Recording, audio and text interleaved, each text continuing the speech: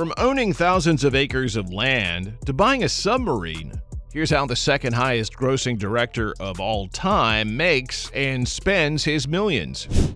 After all, James Cameron is behind most of your favorite films.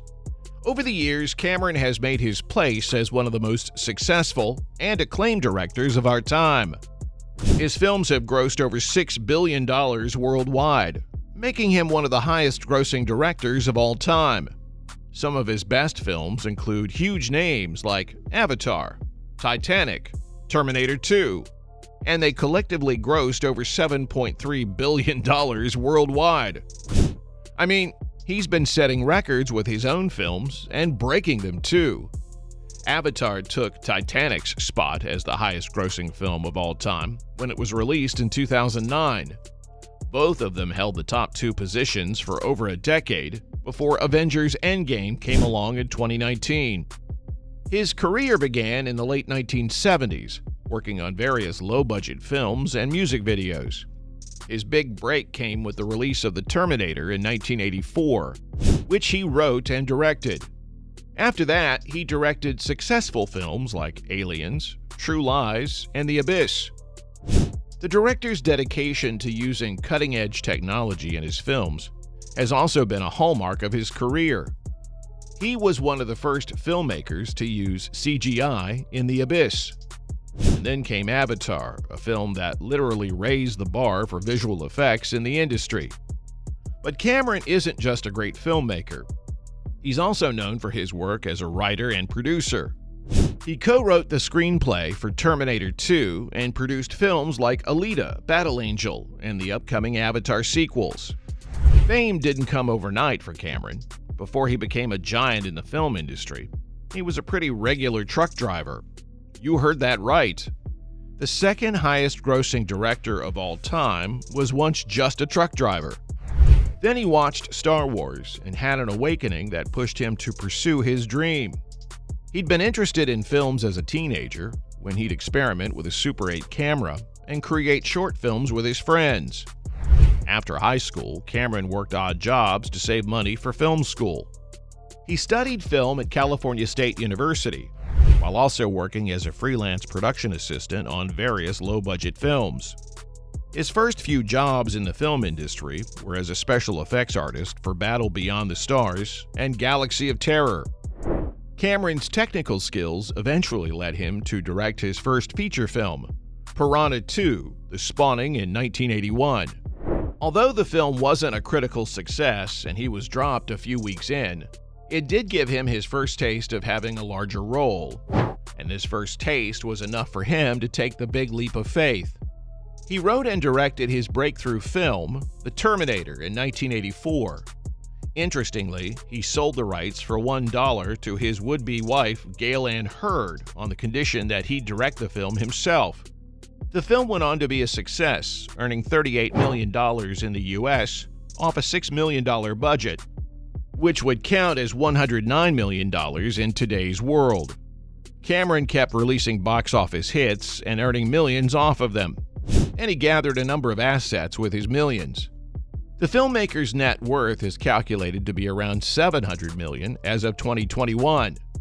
It's been built mainly by his success in the film industry, since he's earned a handsome amount from the box office revenues, merchandise sales, and licensing deals. But he's also grown his wealth himself. The man's got a business-savvy mind and has invested in various ventures, including a successful dive tourism company and multiple production studios. His assets are made up of a range of luxurious properties, such as a $20 million mansion in Malibu, a ranch in Santa Barbara, and a farm in New Zealand. He's also got a liking for classic cars. The screenwriter's collection includes a 1967 Corvette and a vintage Jaguar. His interest in automobiles doesn't end with cars. Being an ocean explorer, Cameron also owns a fleet of submarines, including the Deep-Sea Challenger. He designed that himself and even piloted it to the bottom of the Mariana Trench, the deepest part of the Earth's oceans.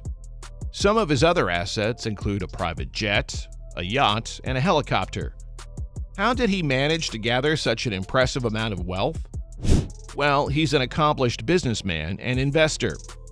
Cameron has been involved in various business ventures, from a partnership with National Geographic to investments in several startups in diverse industries.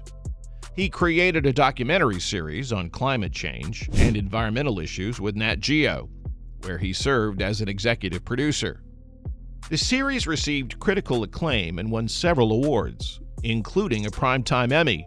His green thumb led to him investing in a vertical farm startup called Vertical. Their aim is to revolutionize agriculture by growing crops in urban areas using minimal resources.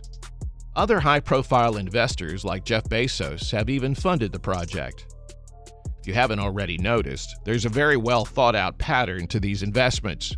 He seeks out companies that align with his values, such as those focused on environmental sustainability and social responsibility.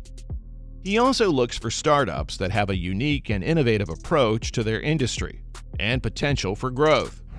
His investment strategy is made from a mix of long-term and short-term investments. These add diversity to his portfolio across different industries and asset classes. He also takes a hands-on approach to his investments. Cameron often serves on the board of directors and provides guidance to the companies he invests in. In this way, he remains connected to their growth and benefits from it. But he also makes it seem like he is genuinely interested in these causes. After all, he's big on donating to them as well. Cameron is an outspoken environmental activist who's used his platform to raise awareness about climate change. He's always supported organizations focused on environmental conservation, like the Natural Resources Defense Council, Global Green USA, and the Avatar Alliance Foundation. On top of that, he's donated to initiatives aimed at protecting marine life, such as the Sea Shepherd Conservation Society. In 2020, Cameron donated $1 million to support efforts to combat the COVID-19 pandemic. His donation was split between two organizations, the Avatar Alliance Foundation and the Hollywood COVID-19 Relief Fund. The Avatar Alliance Foundation provided resources to those affected by the pandemic, while the Hollywood COVID-19 Relief Fund supported workers in the industry who were impacted by the pandemic. These efforts reflect his values and commitment to making a positive change in the world. He's chosen to focus on causes that are in alignment with his passion for environmental sustainability and social responsibility. But just because he's a philanthropist doesn't mean that he doesn't spend lavishly on himself. In fact, it's quite the opposite.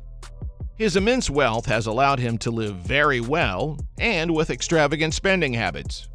When it comes to his work, he spends millions of dollars on various projects and acquisitions. For example, the budget for the Avatar sequels was reported to be around $250 million. His investments in properties over the world are another extravagant spending habit of his, but also a way to earn more. The director owns a $19 million estate in New Zealand, which spans over 2,500 acres and has a farm, a lake, and various residences. He owns a collection of high-end vehicles too, be it classic cars, private jets, yachts, or submarines, and even 3 Harley-Davidsons. He's also got a Rolex Submariner, which can cost up to $43,000. And there you have it. That's how James Cameron spends the millions that he makes.